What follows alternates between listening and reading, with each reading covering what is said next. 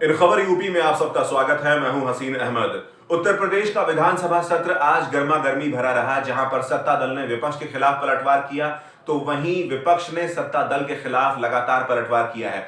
आपको बता दें कि योगी आदित्यनाथ ने अखिलेश यादव के बारे में साफ तौर पर यहां पर कटाक्ष करते हुए कहा कि जो साजिश करता थे उमेश पाल हत्याकांड में, वो आपके साथ तस्वीरें खिंचा रहे थे और बाकायदा सोशल मीडिया प्लेटफॉर्म्स के ऊपर दिखाई दे रहा है और उसके अलावा टेलीविजन नेटवर्क्स के ऊपर साफ तौर पर देखा जा सकता है कि किस तरह से उमेश पाल, जिनकी हत्या की गई है ये 24 फरवरी को, उनकी हत्या में शामिल जो तमाम साजिश करता थे वो किस तरह से आपके साथ तस्वीरें खिंचा रहे हैं। ये साफ तौर पर दर्शाता है कि आपके राज्य में पालन पोषण किया गया है ऐसे तमाम खतरनाक असामाजिक तत्वों का। तो वहीं अगर बताएं समाजवादी पार्टी के बारे में, तो यहां पर समाजवादी पार्टी की सिराथू सीट से विधायक पल्लवी पटेल ने यहां पर जमकर पलटवार किया है योगी आदित्यनाथ सरकार पर। उन्होंने कहा है कि आपने जिस तरह से कुंभ का आयोजन प्रयागराज में किया है उसमें कितना ज्यादा पैसा खर्च हुआ है। इसके साथ ही साथ उन्होंने इल्जाम लगाया कि आप मुझे इस बात का ब्यौरा दीजिए कि अब तक आपने कौन से ऐसे साधु हैं जिनको सरकारी टेंटों में रुकवाया और जिनको सरकारी खाना खिलाया।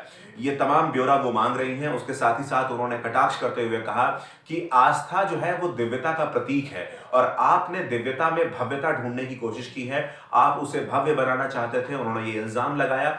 वहीं उसके साथ ही साथ उन्होंने एक पुल का जिक्र करते हुए कहा कि जिस तरह से ये पुल बनाया गया 300 करोड़ रुपए की लागत से और 3 महीने के बाद ही इस पुल में सरिये दिखने लग गए, यानी कि इसका जो निर्माण किया गया है, जिन सामानों का इस्तेमाल किया गया है, जिन मटेरियल का यहाँ पर कंस्ट्रक्शन के टाइम पर जो इस्तेमाल किया गया है वो बहुत ज्यादा खराब थे, लिहाजा अब वहां पर सरिया दिखाई दे रही है। इस बात पे कटाक्ष करते हुए कहा कि कम से कम आपको उस पुल का नाम दुर्गा भाभी के नाम पर नहीं रखना चाहिए, जो कि बहुत बड़ी स्वतंत्रता संग्राम सेनानी थी, कम से कम उनके नाम पर नहीं रखना था। आपको ये पुल का नाम मेहुल चौकसी के नाम पर रखना चाहिए था या किसी एक ऐसे शख्स के ऊपर रखना चाहिए था जो कि हिंदुस्तान से पैसा लेकर भागा हो।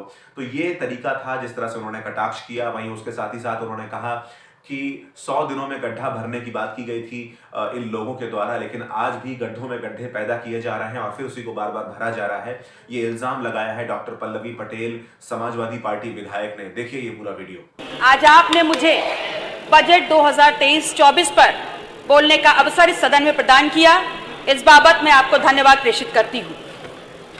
सरकार इतने गाजे बाजे के साथ और बजट में की हुई तमाम घोषणाओं के साथ आगे बढ़ रही है, आपको बहुत बहुत मुबारकबाद।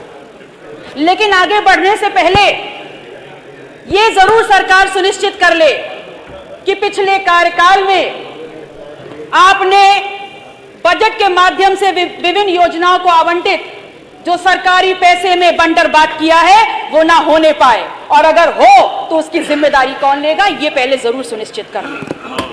कुंभ के नाम पर लगातार पैसा सरकार दे रही है, लेकिन मेरी विडंबना यह है और मैं ये नहीं समझ पा रही कि वहां पर कौन सा ऐसा सन्यासी है, कौन से ऐसे साधु संत हैं, कौन से ऐसे अखाड़े के पांडाल हैं जो वहां पर सरकारी पैसे पर रहते और खाते हैं। हमारा यह सौभाग्य है कि हमारे प्रदेश के मुखिया माननीय योगी जी स्वयं नाथ संप्रदाय से आते हैं। मैं नेता सदन से पूछना चाहती हूं कि यदि आपको ऐसे किसी सन्यासी, साधु संत, अखाड़े का नाम अगर याद हो जो सरकारी पैसे पे वहां रहता है तो मुझे भी बताने का काम कर दे। मैं आपसे कहना चाहती हूं कि आप स्वयं जानते हैं और आपसे भली भांति कोई नहीं जानता कि आस्था दिव्यता का प्रतीक होता है, और आप उस दिव्यता को भव्य बनाने के नाम पर अरबों खरबों पैसे देने का काम कर रहे हैं और खुश हो रहे हैं। चलिए दे दिया, मान लेते हैं, लेकिन ये तो बता दीजिए कि आपने जो ये अरबों खरबों पैसा कुंभ के नाम पर दे रहे हैं, हिंदुओं की आस्था के नाम पर दे रहे हैं, इसका बंदरबांट ना होने पाए, इसकी लूट ना होने पाए, ये आप कैसे सुनिश्चित करेंगे? आपकी सोच और आपके बजट में विकास सबसे ऊपर है, ये बात तो समझ में आ रही है और बजट को देखने में लगता भी है। शायद इसीलिए बार बार उन्हीं गड्ढों को भरने के लिए, पूरा सुन लीजिए मान्यवर, पूरा सुन लीजिए, तब ताली बजा लीजिएगा, क्योंकि अब तालियां रिवाइंड नहीं होंगी, अब तालियां रिवाइंड नहीं होंगी। आपने लगातार, आपकी बजट में विकास आपकी इंपॉर्टेंस में है, प्राथमिकता में है, बहुत बढ़िया। और इसलिए क्योंकि लगातार उन्हीं गड्ढों को भरने के लिए आप बजट पे बजट देते चले जा रहे हैं। तो मैं माननीय मुख्यमंत्री जी से कहना चाहती हूं कि आपके आसपास ही बैठे होंगे कोई अपने ही होंगे जो पिछले कार्यकाल में अपने गाल बजाते हुए बोल रहे थे कि 100 दिन में गड्ढे भर देंगे, 100 दिन में गड्ढे भर देंगे, और फिर आज पुनः वही गड्ढों में गड्ढे भरने का काम हो रहा है। तो मेरा प्रश्न नेता सदन से है और मान्यवर आपके माध्यम से मैं अपनी बात उन तक पहुंचाना चाहूंगी कि इस प्रश्न का उत्तर जरूर दे दें कि गड्ढों में गड्ढों कर करके जो आप पैसा वहां ढांकने का काम कर रहे हैं उस पर क्या कार्रवाई होगी, इसका जवाब भी दे दीजिए। और मैंने ये प्रश्न इसलिए पूछा क्योंकि मेरे क्षेत्र सिराथू में एक पुल बनता है, शहजादपुर का पुल।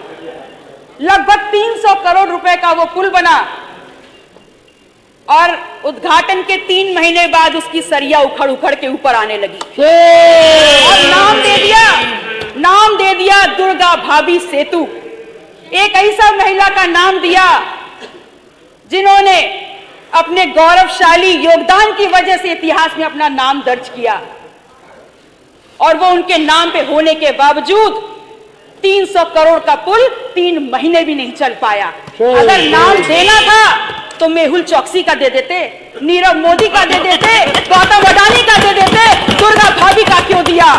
अगर दुर्गा भाभी का दिया था तो कम से कम उसकी क्वालिटी, उसकी गुणवत्ता तो इतनी मेंटेन कर लेते कि कम से कम उतने साल तो वो चल जाता जितना पुराना इतिहास दुर्गा भाभी का है।